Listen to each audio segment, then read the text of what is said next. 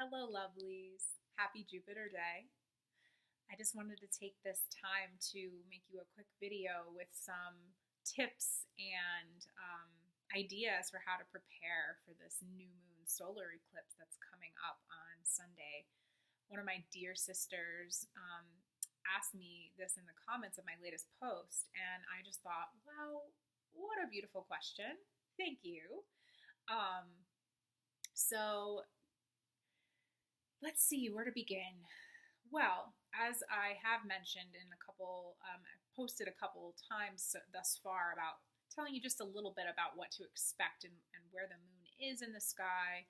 In Vedic astrology, they talk about nakshatras, and nakshatras are kind of like basically like subdivisions of the constellations that you may already be familiar with, like Pisces, Aquarius, etc. So the area of the sky where the moon will be, and also the sun, and Rahu and Ketu, but that's another story. We'll get there. And another post will be in Satibhishak. So Satibhishak is an area of the sky where it translates to 100 medicines or 100 physicians, and essentially it really wants us to act in alignment with our highest truth and with our dharma. And diseases that are rooted in this nakshatra are very difficult to either diagnose or understand or heal. And so, but if we can uncover the root cause and realize that root cause, we can heal it very well if we do it, around this time. So you can go to my page. You can go to the event page or my page or wherever you want. I have it posted in several places to see, and I'll put it in the comments below because I'm going to put this up on YouTube. So for those YouTubians who who aren't friends with me on Facebook, you can like my page Serenity for the Soul, or my personal page Kaylin Elizabeth, and I hold these meditations once a month online. So anyway, moving on to the point of what I'm saying here is that so you can learn a little bit more about Satibhishak, but essentially, if we are out of alignment or if we have anything going on, addiction, illness, just things that are not feeling good in our bodies, maybe chronic diseases, chronic issues, maybe like asthma or digestive issues, whatever it might be, Satibhishak can really, help us to uncover those root causes. It also causes a veiling. So we're working with these energies. We're trying to essentially tap in. The ruling plant, or the ruling godhead of Satibhishak, is Varuna. And Varuna is known to be in the Rig Vedas as the Lord of the Oceans. And the oceans symbolically represent, according to Vedic traditions, and I'm sure other traditions as well, the ocean of cosmic consciousness. So our connection to the vast awareness that is available to us, kind of the state that we find in meditation, that stillness, that passivity. He rules over that. So if we can tap into that, then we can get closer to finding the answers and walking in alignment with our dharma. So another thing that's happening is the solar eclipse, and I haven't talked about this yet, and so I'm not going to get into too much detail because I will be posting about it. But essentially, the solar eclipse is a veiling. It's a shadow. So it's just another element of veiling. Satibhishak already has that veiling energy. So we are really wanting to kind of notice, where are we not looking? Where are we hiding from? What are the things that are covering our awareness? And it may not even be something that's like that we aren't sure about. We might actually know, when it comes to like addictions or patterns that are not in our highest good. Sometimes we're quite aware of them. I've been very honest about this. In my, my journey, I have gone through plenty of addictions, plenty of patterns. And, sometimes you just don't want to look at it, So this is a time, Satibhishak really basically says you got to look at it or suffer the consequences. And it's not in a mean way. It's in a, kind of tough love kind of way. So we have an opportunity to really center and do that work during this time, during this eclipse. There's a very potent energy. Another thing that's happening on Friday is Mahashivratri. So we're celebrating Shiva. You might see him in the background doing his little dance. Dancing in the ring of fire. So on Friday, we can, before the actual eclipse happens, but that energy is there, the new moon energy and that energy. So we can chant to Shiva, Om Namah Shivaya. We can send our prayers to him, give us the strength, help us to become the best versions of ourselves, help us to notice these patterns, help us to overcome them. He wants to burn those veils. So if we can ask for his assistance, then we can do that much easier. Like why not take advantage of that powerful love that's available to us. And some other things I wanted to mention, I wrote some things down here just so I don't forget anything. So how can we really get into that state? Like we want to get into that state so that we're prepared to do that work, that tapping into that vast consciousness. So what are some ways that we can become still and access cosmic consciousness? Some ways are pranayam or breath breathing exercises. The breath is source, it's what gives us life. It's what gives us prana, gives us energy, and it literally, enlivens us. So when we slow down the breath, when we're mindful of the breath, when we bring it into the belly, when we expand all areas of the entire torso, front, back, side, stretching ourselves, slowing it down, we really tap into a more subtle and special kind of energy that is not accessible to us when we're doing the shallow breathing that most of us on a daily basis are doing. So one way that we can slow down and tap into that cosmic consciousness is to do some pranayam. I won't get into any specifics right now, but one example is like a 3-part breathing where you can just, breathing into the low belly and then like allowing it to rise up. So the 3 parts are the low belly, more like the chest and like rib cage area, and then the upper chest and shoulder. So it's kind of like,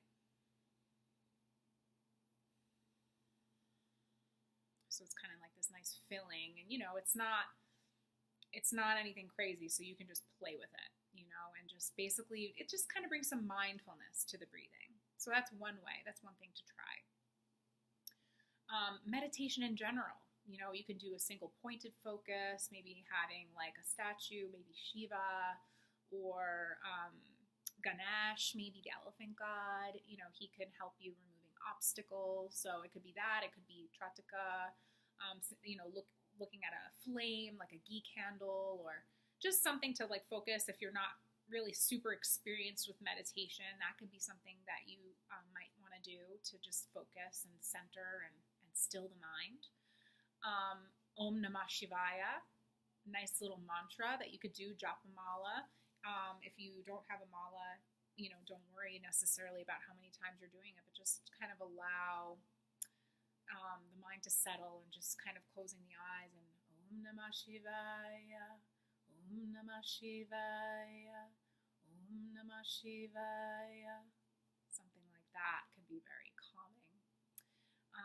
And just other things, like whatever's calling to you, listen to your intuition. If you're wanting to dance or sing or paint or do something creative to tap into, that source, that calm, something calming, or if you feel like you need to get out the energy so that you can then sit down and calm down, maybe do a little dance party and then do some breathing after, something like that. Those are some nice ways to just kind of tap into, the energy. Another thing is, being that Varuna rules over oceans, I think it's a nice time to maybe get near water. You know, if you have access to the ocean, go for a walk, go for a swim if it's warm enough, or just dip your feet in, you know, just maybe sit by the ocean so you can hear it, you know, coming in and out, waving in and out. That might be a nice meditation in and of itself. Walking by the river or lakes or ponds, just any kind of nature that has water that you can get to. I'm in Albuquerque, so we don't have a lot of water here, but we do have the river. So definitely going to make my way over to the river, take a nice little walk. And if you can't do that, maybe take a bath, you know, make nice Epsom salts with some essential oils, some soothing music, light some incense, and just close your eyes and really allow yourself to sort of sink into the water and allow it to wash over you and clear and cleanse the things that are no longer serving you, and just really just take that in. Speaking of water, stay hydrated. I'm going to get a sip of water right now because I'm feeling a little parched. I'm trying to make this quick so you guys don't have to be watching it for too long.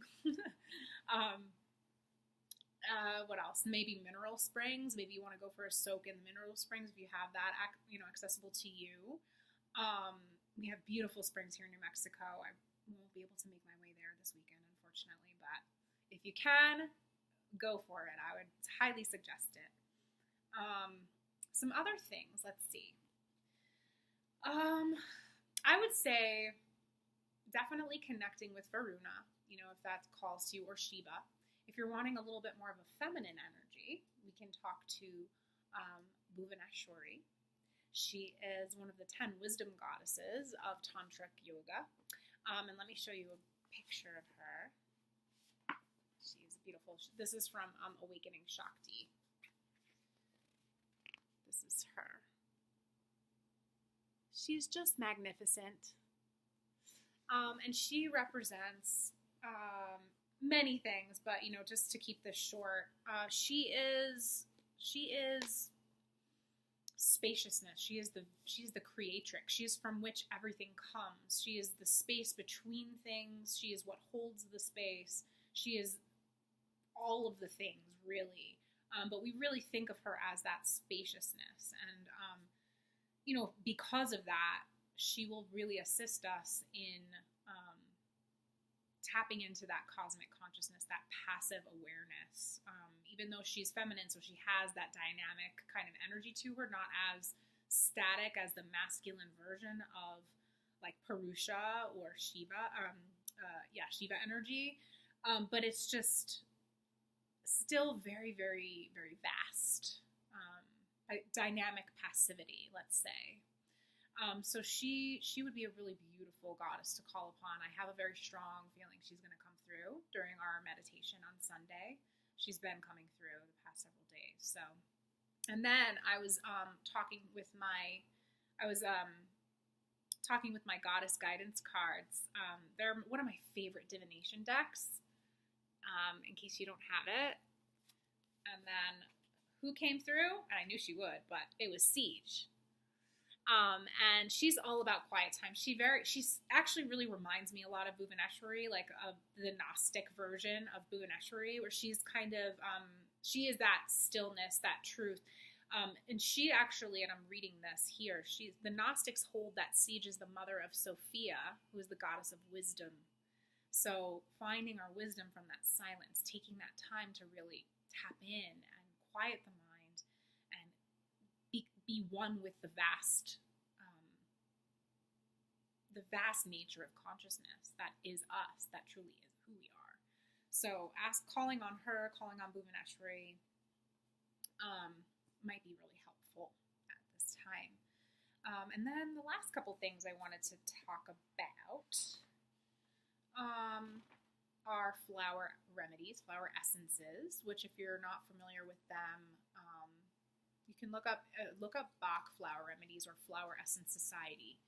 They have a lot of information about. They're essentially like the energy of a flower, and it attunes the vital force of the soul to resonate and vibrate at the frequency at which that flower does. So like the medicine that is available from the flower, when we take the flower remedy, it informs us then it informs our soul and says, ooh, okay, so this is what we want to do. So we kind of work on these patterns. It's totally safe. You can use it with animals, children. I use it for myself and my family all the time.